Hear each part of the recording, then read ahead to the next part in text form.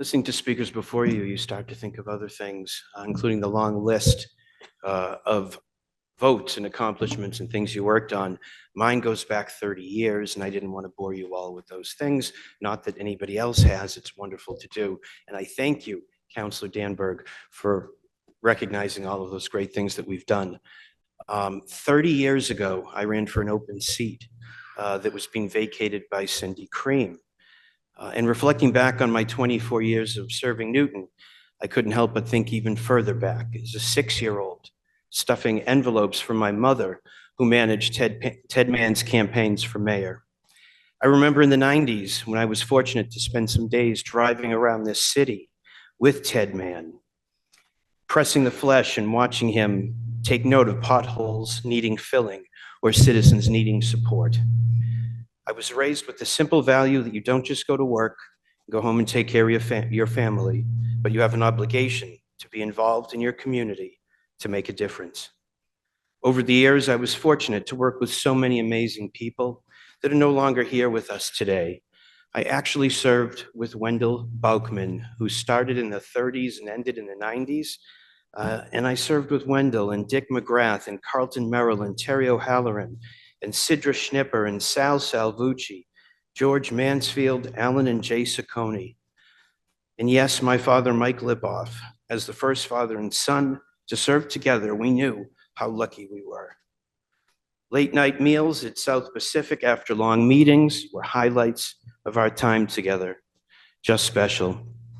I want to thank all of my colleagues here tonight and all who I've served with for stepping up and working together in guiding our great city. I would be remiss not to mention and honor a great mayor and a friend, Mayor Seti Warren.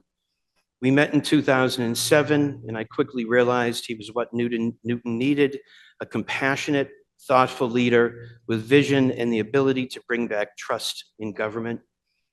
He asked me to co-chair his committee, which led to taking part in the most exciting campaign I have ever been a part of. In the end, Seti won over the electorate and beat Ruth Balzer to become the state's first elected Black mayor. I think of Seti often, and I miss him every day. Years later, supporting our friend and colleague, Jake Auchincloss, created the same excitement and thrill of working hard for the one that you know could make a difference. I want to give a special thanks to Jake, Congressman Auchincloss, for his service to Newton and for his leadership in Washington. And as for me, to thank him for his keen advice and friendship over the years. A quick thank you to honor the service of a past president of this council, Scott Lennon. I was honored to serve with Scott, whose example of leadership should be studied by all who take this gavel. And to Mayor Fuller, while Vice President of the Council, President Albright and I spent the COVID years working with Mayor Fuller and her staff, navigating territory that none of us had ever seen before. I watched Mayor Fuller literally work 7 days a week, 17 hours a day, and it was truly an inspiring display of love and dedication to this city. None of us would be in public service if it was not for the support of our families. What I will say next is going to elicit a response of my daughters. They would say, TMI, Dad, too much information. Well, here it goes. Just 2 hours ago, I was on a table getting a colonoscopy. That's where I was. And the upside of getting this colonoscopy is that I was not allowed to drive tonight. So my ride is my wife, Jan. So I get the opportunity to publicly thank you, Jan. Your encouragement, wise advice, full support, and unconditional love have been my foundation that has allowed me to be in public service. I love you, and I think we should all give you an ovation representative of all of our family's support.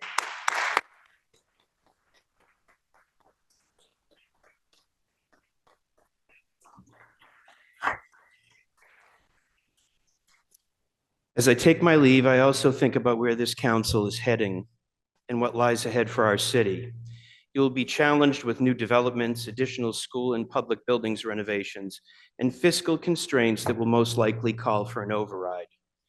There is so much that this body can do with a common goal, My advice is twofold. First, you may have been elected as an activist with one goal in mind, supported by one group of like-minded citizens. But once here, you now advocate for 88,000 people on a whole host of issues, which means working with those that you may not agree with will be crucial to the process. Transitioning from an activist to an advocate is what makes you a representative to all. And second, call your colleagues and go to coffee. Spend time getting to know who they are, their histories, about their families, their human things that break the walls down. Find commonality and maybe even friendship. This all leads to working collaboratively for the best of Newton. You'll also find that the journey along the way will be more fruitful and enjoyable. Take this step with all your colleagues, and you will be putting city over self, and all good things will follow. My goal has always been to help Newton retain its history while evolving into the future. I tried to see both sides of every issue and find a middle ground to move things forward, always listening with an eye to collaborate for a positive outcome. I'm going nowhere. I'm here for you all. Reach out to me anytime. While I'm not on the council, I will still be working for whatever is best for Newton in any way that I can. Thank you.